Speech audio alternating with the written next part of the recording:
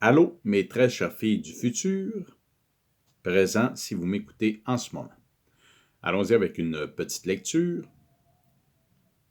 Problème d'identité et d'accès à l'information. S'occuper de ceux qui en sont responsables. Petite synthèse entre nous. Pour qu'à votre époque, cette barrière qui empêche votre esprit d'appréhender n'importe laquelle information qui déstabilise la conception profonde de votre univers au quotidien puisse définitivement tomber. Donc, d'affronter n'importe quoi qui détruit vos croyances sans bougonner ou sans faire de crise. Pour le vérifier, revenons sur ce brouillard d'informations incroyables qui circulait à l'époque pour ceux qui l'observaient attentivement et sur comment y voir le phare. La réponse était simple, encore une fois, ce cœur, mais celui qui est intelligent. Tout partait de notre histoire cachée par des entités et des organisations qui créaient sur mesure des joies, des peurs et des catastrophes, valorisant culte et symbolisme pour établir une incroyable manipulation de nos esprits. Cette peur de l'admettre et cette capacité de savoir pour enfin le révéler. Il fallait tout remettre en question, montrer les incohérences et les horreurs et prendre en charge pour soi la transparence de l'information. Donc de contrer toute culture du secret. Toute. Observons d'abord les grandes lignes recueillies afin de dresser un portrait de cette expansion de la réalité, c'est-à-dire le fait que pour des milliers de gens à travers le monde, l'extraordinaire reprenait enfin sa place dans leur vie en raison des événements planétaires successifs coordonnés qui s'expliquaient de façon cohérente par des optiques défiant le narratif social inculqué, comme le contrôle du climat par la géo-ingénierie, le contrôle mental par les ondes, ou la Terre sous le dôme d'un tore magnétique supportant un plan de matière densifié dont le pôle nord était la clé et le vortex d'un lien mystique bien réel. C'est ici que la fiction dans laquelle nous avions été aveuglément plongés depuis notre naissance pour le bénéfice d'une minorité d'êtres déplorables qui la contrôlaient ne faisait plus aucun doute. Aucun. L'univers devait être redécouvert par ceux qui en avaient la volonté, mais la question demeurait toujours la même, qui dit vrai? Votre père savait au moins une chose, il ne racontait rien pour le moment que d'autres n'avaient pas déjà dit bien avant lui. Mais sa priorité était autre. Comprendre à la source était devenu complexe parce qu'il nous fallait lire entre les lignes. Comment ça? Les lignes n'étaient plus fiables?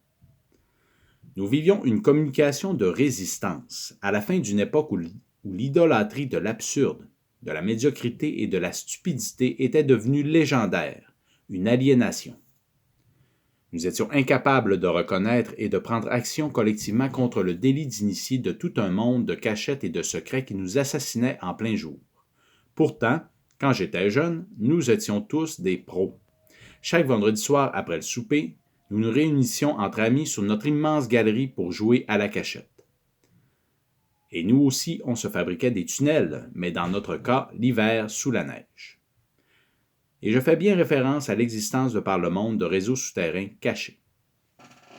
En parler dérangeait les gens de par la nature invisible des forces qui entretenaient cette corruption dans nos comportements et de par l'idée qu'il y avait une construction politique intentionnelle derrière, responsable de cette apathie générale lui étant associée.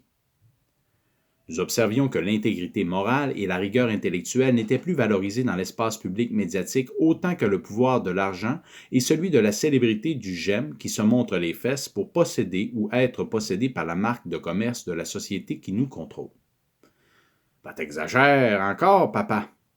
Personne n'exécute une tâche criminelle sous la menace d'un licenciement ou si on lui donne une très grosse prime en argent. Violer un enfant entraîne le pire des châtiments par la justice. Ah ouais? Vous êtes sûr de ça? Le monde interlope d'un John Wick qui paie avec de l'or plutôt que de l'argent fiduciaire en papier, ça n'existe pas.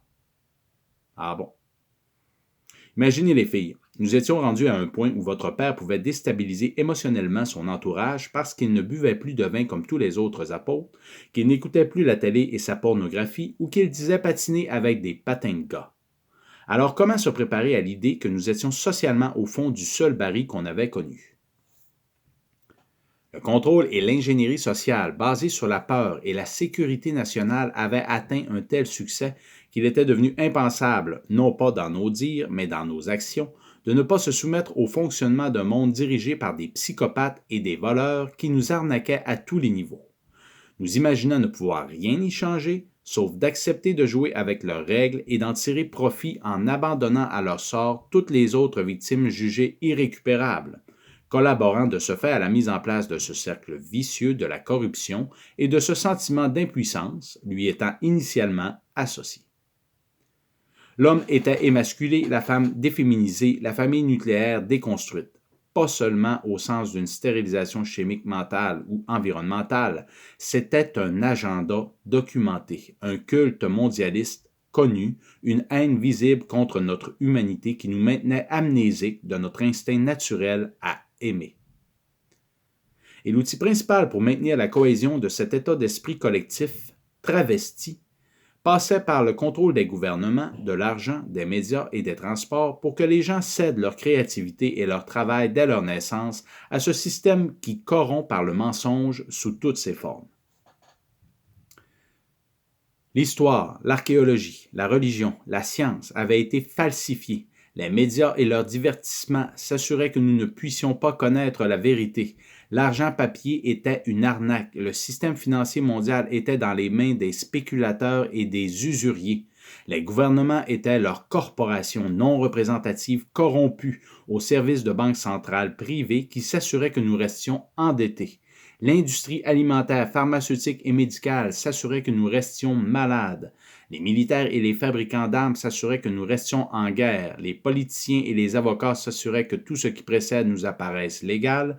Les juges et les agents de police s'assuraient d'en contrôler l'injustice commerciale. Et le système d'éducation formatait les enfants pour qu'ils s'habituent à trouver tout ça normal.